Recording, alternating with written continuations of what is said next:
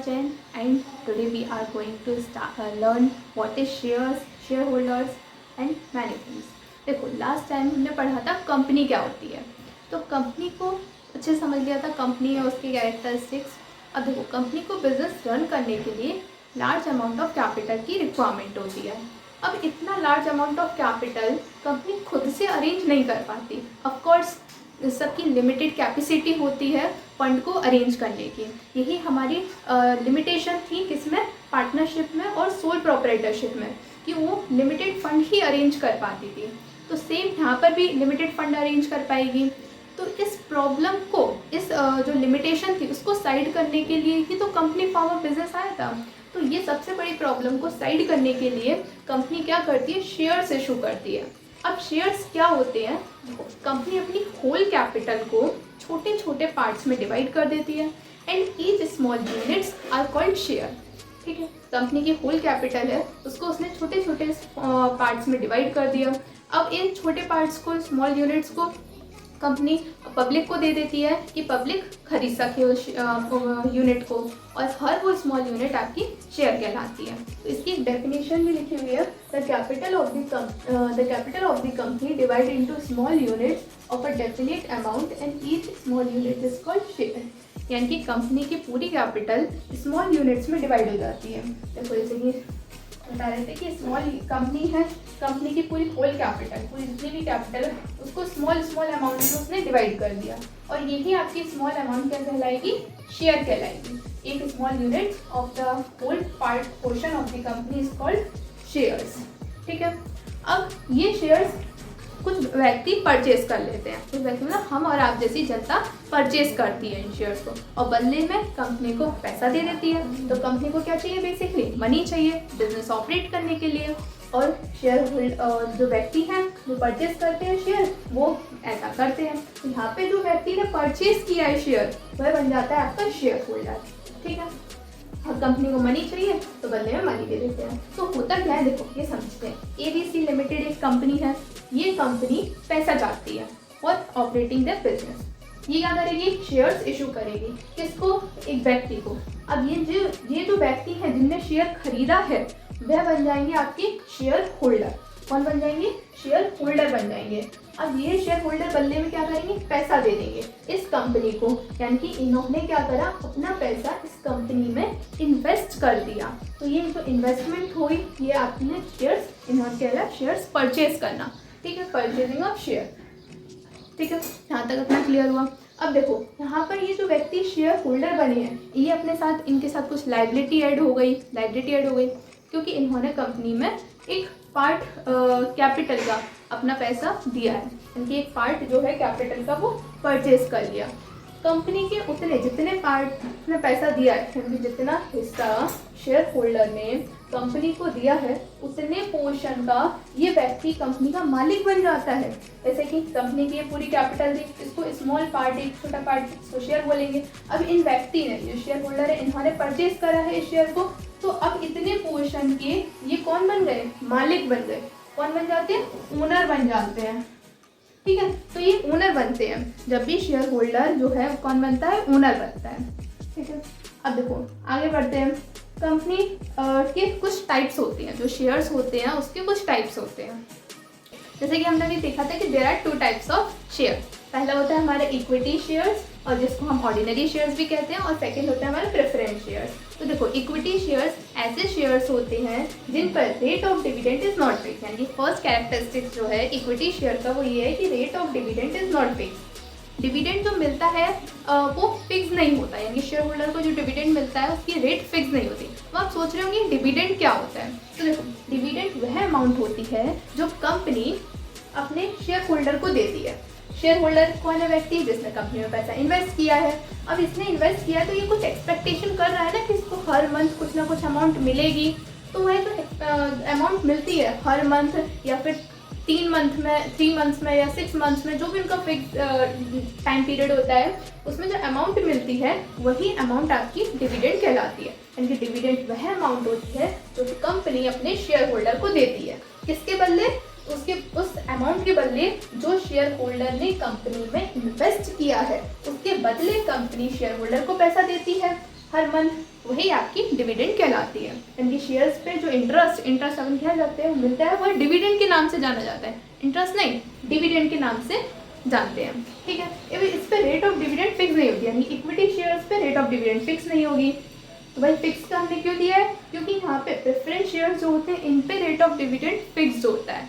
तो preference share का characteristics क्या हो गया, फीचर क्या हो गया कि rate of dividend is fixed. Done. Second, receive dividend after the payment of preference share holders. ठीक है, यानी कि इक्विटी शेयर होल्डर्स को जो डिविडेंड मिलता है वो बाद में मिलता है, पहले प्रेफरेंस शेयर होल्डर्स को मिलता है। यानी कि जिन व्यक्तियों ने, यानी कि जो भी शेयर होल्डर्स ने प्रेफरेंस शेयर्स खरीदे हैं उनको पहले डिविडेंड मिलेगा, उनका डिविडेंड कंप्लीट हो जाने के बाद देन उसके बाद इक्विटी शेयर होल्डर्स को डिविडेंड मिलेगा। ठीक है, थर्ड अपना देखते हैं real owner and the right to vote all matters. यानी equity share holders are the real owners of the company. Real owners क्यों माने कहे जाते हैं, क्योंकि इनके पास राइट होता है कंपनी के सभी मैटर्स में वोट करने का। कंपनी के सभी मैटर्स यानी कि इनसे चाहे रिलेटेड हो चाहे ना हो, कंपनी से रिलेटेड है ना, तो इनके पास अधिकार है, इक्विटी शेयर होल्डर्स के पास अधिकार है कि वो वोट कर सकते हैं कंपनी के जो भी मैटर्स हैं उनमें। ठीक है, लेकिन प्रेफरेंस शेयर होल्डर्स को इस प्रकार का कोई राइट प्राप्त नहीं होता है। यानी कि preference share holders do not have such type of right to vote in all the matters of the company. ये सिर्फ और सिर्फ वोट कर सकते हैं उन्हीं मैटर्स में जो इनसे रिलेटेड है, यानी कि जो प्रेफरेंस शेयर होल्डर से रिलेटेड मैटर्स है सिर्फ उन्हीं में इनको वोट करने का राइट होता है। क्लियर है, डन। थर्ड देखते हैं रियल ओनर, ओके थर्ड तो कंप्लीट हो गया। Fourth, capital of equity share holders at the last. यानी कि कैपिटल जो दी जाती है इक्विटी शेयर होल्डर्स को जब कंपनी बाइंड अप होती है, कंपनी बाइंड अप की जाती है तो कंपनी अपने शेयर होल्डर्स को पैसा दे देती है, प्रिंसिपल अमाउंट जो कंपनी ने लिया था, कंपनी ने जो अमाउंट प्रिंसिपल अमाउंट लिया था वो शेयर होल्डर को रिटर्न करती है। तो यहाँ पर होता क्या है कि पहले प्रेफरेंस शेयर होल्डर्स को मिलता है, सभी लाइबिलिटीज़ जो होती हैं कंपनी की वो रीपे करी जाती हैं, देन उसके बाद इक्विटी शेयर होल्डर्स का नंबर आता है। ठीक है, यानी कंपनी जब बाइंड अप होती है तो पहले सभी कंपनी अपनी सभी लाइबिलिटीज़ कंप्लीट करती है, अपने डिबेंचर होल्डर्स को पेमेंट करती है, अपनी प्रेफरेंस शेयर्स होल्डर्स को पेमेंट करती है, देन इक्विटी शेयर्स का नंबर आता है। ठीक है, यानी कि प्रेफरेंस शेयर्स का फीचर क्या हो गया कि they receive payment before the payment of equity share holders. Equity share holders को पेमेंट मिलने से पहले प्रेफरेंस शेयर्स को मिलेगा, देन उसके बाद आपके इक्विटी शेयर होल्डर्स को पेमेंट मिलेगा। ठीक है, तो ये इसके कुछ फीचर्स होगा इक्विटी शेयर होल्डर्स के और प्रेफरेंस शेयर होल्डर्स के। आई होप आपको इतना ये पूरा क्लियर हो गया होगा कि शेयर्स क्या होते हैं, कितने टाइप्स के होते हैं, और टाइप्स में भी हमने पढ़ लिया कि दोनों टाइप्स में क्या अंतर है, इक्विटी शेयर होल्डर्स में और प्रेफरेंस शेयर होल्डर्स में क्या अंतर है। ठीक है, तो जैसा कि हम इक्विटी शेयर अपना कंप्लीट कर चुके, इक्विटी शेयर क्या होता है मुझे समझ में आ गया। प्रेफरेंस शेयर्स भी थोड़ा आइडिया आपको लग गया था, एक बार और देख लेते हैं प्रेफरेंस शेयर क्या होता है और उसके टाइप्स। देखो प्रेफरेंस शेयर्स क्या होते हैं, इन पर priority for the payment of dividend, यानी प्रेफरेंस शेयर होल्डर्स को प्रायोरिटी मिलती है for the payment of dividend. Dividend जब भी पे किया जाएगा तो पहले प्रेफरेंस शेयर होल्डर्स को मिलेगा, after that equity share holders को मिलेगा। ठीक है, सेकंड है डिविडेंड रेट इज फिक्स, यानी कि इस पर जो डिविडेंड दिया जाएगा उसकी रेट फिक्स रहेगी। लेट सपोज 10% प्रेफरेंस शेयर्स, नाम के साथ ही इनके साथ लिखा रहता है 10% प्रेफरेंस शेयर, 20% प्रेफरेंस शेयर। तो ये 20% है या ये 10% है, वही दिखाता है कि इस पर इतनी अमाउंट से, इतने परसेंट से आपका डिविडेंड मिलेगा। ठीक है, do not have right to vote, यानी कि प्रेफरेंस शेयर होल्डर्स को बिजनेस या कंपनी के सभी मैटर्स में वोट करने का राइट नहीं होता है। इनको सिर्फ कुछ ही मैटर्स में, यानी कि उन्हीं मैटर्स में वोट करने का राइट होता है जो इनसे रिलेटेड है, ओनली रिलेटेड मैटर्स में इनको वोट करने का राइट होता है, बाकी सब मैटर्स में इनको वोट करने का राइट नहीं होता। ठीक है, अब इसके टाइप्स देखते हैं। टाइप्स इंपॉर्टेंट है, एग्जाम के नज़रिए से भी काफ़ी इंपॉर्टेंट है। देखो, on the basis of cumulative, cumulation के बेसिस पे अगर देखा जाए तो प्रेफरेंस शेयर्स आपके 2 टाइप्स से होते हैं, क्यूमुलेटिव प्रेफरेंस शेयर और नॉन क्यूमुलेटिव प्रेफरेंस शेयर। तो क्यूमुलेटिव प्रेफरेंस शेयर्स वह अमाउंट होते हैं, यानी कि वह शेयर होते हैं जिन पे यदि कंपनी को, मान के चलिए कंपनी को अनसफिशिएंट प्रॉफिट जनरेट हुई है, यानी इतनी प्रॉफिट जनरेट हुई है जो कि सफिशिएंट नहीं है for the payment of guaranteed dividend. अब ये जो है इन पे तो पेमेंट देना ही पड़ेगा कंपनी को, चाहे भले कंपनी को प्रॉफिट हो चाहे लॉस हो, ठीक है। तो ये गारंटीड डिविडेंड होता है। तो यदि कंपनी को प्रॉफिट कम हुई है, गारंटीड डिविडेंड नहीं दे पाएगी, तो होता क्या है क्यूमुलेटिव प्रेफरेंस शेयर में वह जितना पोर्शन कंपनी नहीं दे पाई है डिविडेंड का, वह आपका नेक्स्ट ईयर कैरी फॉरवर्ड हो जाता है, नेक्स्ट ईयर चला जाता है। जैसे मान के चलिए 2024 में कंपनी ने जो डिविडेंड जनरेट करी है वो सफिशिएंट नहीं है सभी अपनी गारंटीड डिविडेंड पे करने के लिए, ठीक है। तो होगा क्या, 2024 में नहीं दे पाए, मान लीजिए कुछ अमाउंट नहीं दे पाए, 10,000 रुपये नहीं दे पाए लेट सपोज, तो वो है अमाउंट आपकी नेक्स्ट ईयर कैरिड फॉरवर्ड हो जाएगी, नेक्स्ट ईयर चली जाएगी, यानी कि आगे आने वाले अपकमिंग ईयर में कंपनी को डिविडेंड देना पड़ेगा। इसी का जस्ट अपोजिट होता है नॉन क्यूमुलेटिव प्रेफरेंस शेयर्स।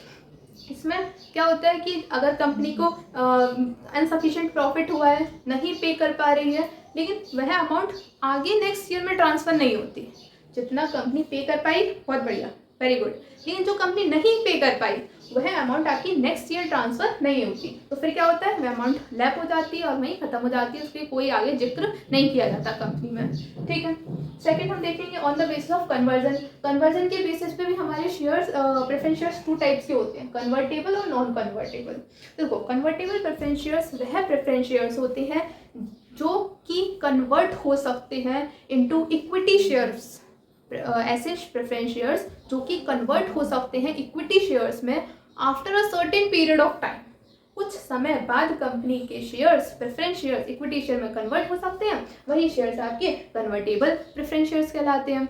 अब नॉन कन्वर्टेबल नाम से ही सिंपल है, नाम से समझ में आ रहा है, यानी कि ऐसे प्रेफरेंस शेयर्स जो कि इक्विटी शेयर में कन्वर्ट नहीं हो सकते वो नॉन कन्वर्टेबल हो गए, ठीक है। थर्ड हम देखते हैं redemption. On the basis of redemption two types, redeemable, non redeemable. Redeemable वह शेयर्स होते हैं जिन पर जो कि अमाउंट उनकी रिडीम हो जाती है, यानी कि कैपिटल अमाउंट जो होती है वो कंपनी पे करती है। कंपनी जब बंद होती है, कंपनी क्लोज होती है, या फिक्स टाइम पीरियड होता है 5 साल 10 साल, इस समय में कंपनी जो कैपिटल अमाउंट है उसका पेमेंट कर देगी, ऐसे शेयर्स आपके रिडीमेबल कहलाते हैं, ठीक है। और नॉन रिडीमेबल यानी कि अपनी पूरी लाइफ टाइम में कंपनी इनकी प्रिंसिपल अमाउंट कभी भी रिडीम नहीं करती, कभी भी रीपे नहीं करती, तो वह होते हैं आपके नॉन रिडीमेबल प्रेफरेंस शेयर। आज के टाइम में अगर बात की जाए तो कोई भी company non redeemable preference shares issue नहीं करती है, ओनली रिडीमेबल प्रेफरेंस शेयर्स ही कंपनीज इशू करती हैं, ठीक है। तो ये हमारे टाइप्स हो गए प्रेफरेंस शेयर्स के।